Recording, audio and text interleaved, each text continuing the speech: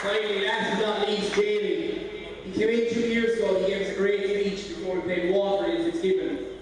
And we just kind of kicked on from there. And look, he's an inspiration going on and off the field. So what else can you say about him? Like, it's just brilliant. Like, so the college, or the hurling in college is a great place for Jamie over the next 2 years. So just like I said. Jimmy Wall, it takes a good team to win in All-Ireland. Great team to win too. Your team was great today. Yeah, look, it's rare. As a manager, you can call your team great, but you know what? Today is probably one of those days. They were great today. Look, we told them all year that after every game we were getting a little bit less to give out about, and that eventually maybe they'd be perfect. And look, today's display was as close to perfect as you can ask for from a team. You know, because like when you consider the quality of the opposition we were playing against, you know. For the last 4 years, these two teams have come up since freshers against each other, and our boys haven't won a game yet against them. Went down to Carlow, 18 points apiece.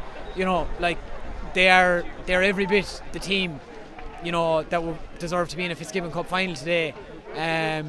It's just, look, our boys had one of those days where everything really went right for them today, and we were absolutely delighted with our own performance. Look, there's absolutely nothing to say other than how just proud of them we are and how happy we are with them. When you say perfect, the last goal was absolutely perfect. The move up to it all the way from the back, the passes were absolutely brilliant. Yeah, look, it was. Look, it's something we've talked about all year.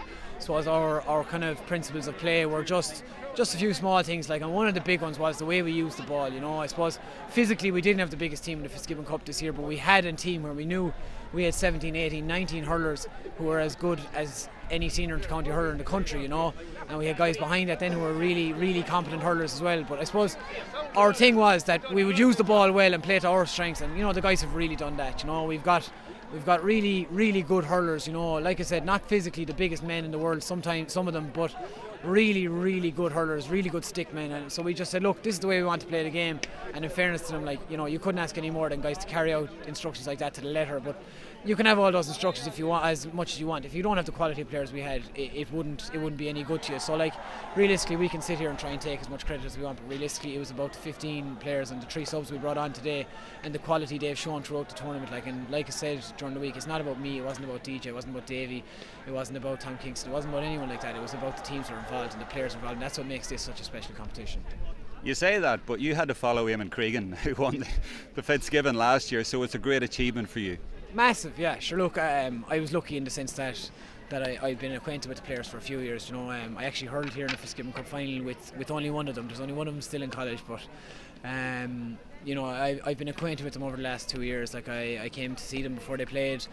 In 2015, when I was still in hospital, I came to see them play Waterford IT, and then last year I got involved as a selector.